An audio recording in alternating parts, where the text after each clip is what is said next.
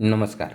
जय श्री कृष्ण। तुला लग्न में चंद्रमा का तृतीय स्थान में बैठने का जो फल होता है उसको हम समझते हैं। इससे पुरानी वीडियो में आपको प्रथम स्थान में, द्वितीय स्थान में, द्वितीय भाव में फल बताया है चंद्रमा का और चंद्रमा के साथ अन्य ग्रहों का। इस वीडियो में तुला लग्न में तृतीय स्थान में चंद्र और चंद्र के साथ अन्य ग्रहों का युति योग क्या फल देगा, हम उसे समझेंगे। तुला लग्न में चंद्रमा दसम स्थान का स्वामी होने के साथ साथ राज्येश होने के साथ साथ तृतीय स्थान पर यदि बैठता है तो ये शुभ फल प्रदाता होता है, क्योंकि ये राजयोग कारक भी होता है। और आप यहाँ पर देखेंगे, यहाँ पर ये लग्न शुक्र का मित्र भी कहलाता है। यहाँ पर तृतीयस्थ यानी तीसरे स्थान का स्वामी क्या हो गया? गुरु। तो धनु राशि है, तो धनु राशि में जो चंद्रमा है ये है चंद्रमा की मित्र राशि भी है, तो ये प्लस पे प्लस पॉइंट बन रहे हैं। ऐसा होने से जातक जो है धन धान्य पद प्रतिष्ठा इन सब चीजों से युक्त होगा, भाइयों नौकरों से युक्त होगा, ठीक है, पराक्रमी होगा, गुणी होगा, सत्य वक्ता होगा, सच बोलने वाला होगा। दृष्टि की यदि हम बात करें तो भाग्य भाव पर दृष्टि जा रही है, भाग्य भाव पर मिथुन राशि आ रही है। यहाँ पर जातक का भाग्योदय 24 वर्ष की आयु में निर्मित हो जाएगा, ठीक है। चंद्रमा की दृष्टि पड़ने के कारण 24 वर्ष की आयु में जातक का भाग्योदय निर्णित हो जाएगा। दिन प्रतिदिन भाग्योदय में भी बढ़ोतरी होगी, ये बहुत अच्छी बात रहती है। यहाँ पर यदि चंद्रमा तृतीय भाव में बैठता है तुला लग्न वाले जातकों के लिए, तो हर दूसरे दिन हर चौथे दिन भाग्योन्नति में वृद्धि होती है।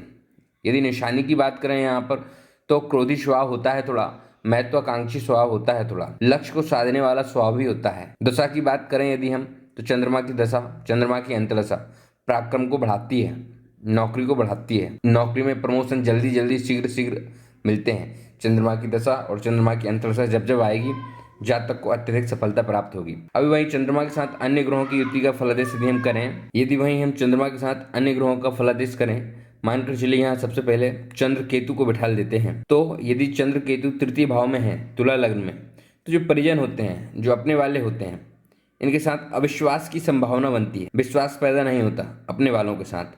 वहीं पर यदि चंद्रमा के साथ यहाँ पर राहु है तो भाई बहनों में विवाद बनता है, ठीक है, भाई बहनों को सहयोग प्राप्त नहीं होता, भाई बहनों में दूरियां बन जाती हैं। अभी यहीं पर हम चंद्रमा के साथ मंगल की बात करें तो भाई बहनों का सुख अत्यधिक मात्रा में मिलता है, यहाँ तक कि आर्थिक सुख भी प्राप्त होता है भाई बहनों के साथ। यदि यहाँ पर चंद्रमा के साथ यदि मंगल बैठा है तो आर्थिक सुख भी मिलेगा। वहीं पर यदि चंद्रमा के साथ बुध बैठा है तब भी भाई बहनों का सुख प्राप्त होता है, बहनें व्यक्ति की ज्यादा हो जाती हैं और बहनों का सुख भी अत्यधिक प्राप्त होता है। वहीं यदि हम शुक्र की बात करें, शुक्र की, चंद्र शुक्र यदि यहाँ पर हैं तो पड़ोस में बहुत अच्छी मित्रता बनती है, पड़ोस में रिलेशन बहुत अच्छे बनते हैं। ऐसा जातक जिसके चंद्र शुक्र तृतीय भाव में है तुला लग्न वाले, इसके अड़ोस पड़ोस के 2-4 घर दाएं 2-4 घर बाएं जितने भी लेडीज वर्ग के लोग होंगे उनमें इसकी बहुत अच्छी छवि होगी, उनका इसको बहुत अच्छा सपोर्ट भी मिलेगा। ये अपनी कॉलोनी का एक अच्छा लीडर भी कहला सकता है या लीडर बन सकता है। वहीं पर चंद्र के साथ यदि शनि बैठा है तृतीय स्थान में ही, तो बहनें अधिक होंगी, सुख की प्राप्ति होगी। थोड़ा सा संघर्ष करना पड़ेगा, हो सकता है कि संघर्ष का फल थोड़ी देर बाद मिले, लेकिन यहाँ पर ये युति जातक के लिए बहुत ही अच्छी युति कहलाएगी। जातक का साथ जो है निम्न वर्ग के लोगों के साथ जातक को ज्यादा जल्दी सफलता मिलेगी। अभी मानकर चलो यहाँ पर सूर्य है तीसरे स्थान में, तो राज्येश चंद्र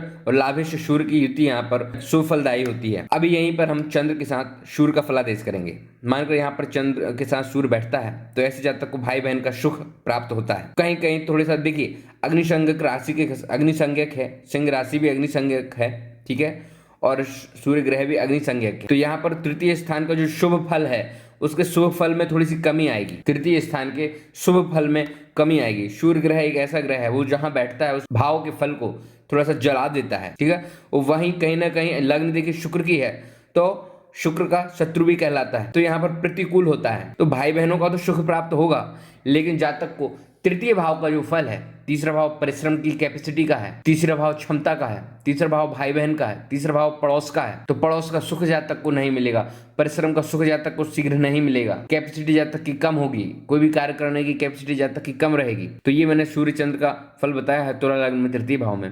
अब यहीं पर हम तुला लग्न में चंद्र के साथ गुरु का फल बताएं तो तृतीय स्थान में यह युति वस्तुतः राज्येश है, राज्येश चंद्रमा, तृतीयेश और षष्ठेश।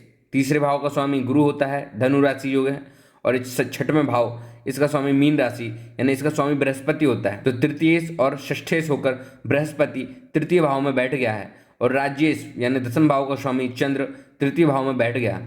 तो बृहस्पति तुला लग्न के लिए यह पापी और अशुभ फलदाता तो है, परंतु यहाँ गुरु ग्रह जो है यह स्वग्रही अपनी धनु राशि में स्वग्रही हो गया है, जहां से वह सप्तम भाव, भाग्य भाव और लाभ भाव को पूर्ण तरीके से देख रहा है। इसका परिणाम ये होगा कि जातक पराक्रम जो होता है, पराक्रम में जातक तेज रहेगा, विवाह के शीघ्र बाद भाग्योदय होगा, जातक की गिनती भाग्यशाली लोगों में होगी। यहाँ एक गजकेसरी योग का भी निर्माण हो रहा है। व्यवसाय व्यापार में भी उचित लाभ होगा। तो ऑलमोस्ट हम कहें कि गुरु चंद्र की युति का यहाँ पर अच्छा फल रहेगा। तो ये मैंने आपको तुला लग्न में तीसरे भाव में चंद्र के साथ सभी ग्रहों का फल बताया है। एस्ट्रोलॉजी क्लास ऐसे ही ज्वाइन करने के लिए सब्सक्राइब कर लें, बेल आइकन बटन दबा लें। ऐसे ही हम हर एक ग्रह की, हर एक भाव की, हर एक राशि का फलादेश आगे आगे करेंगे। अच्छा लग रहा है तो लाइक कीजिएगा।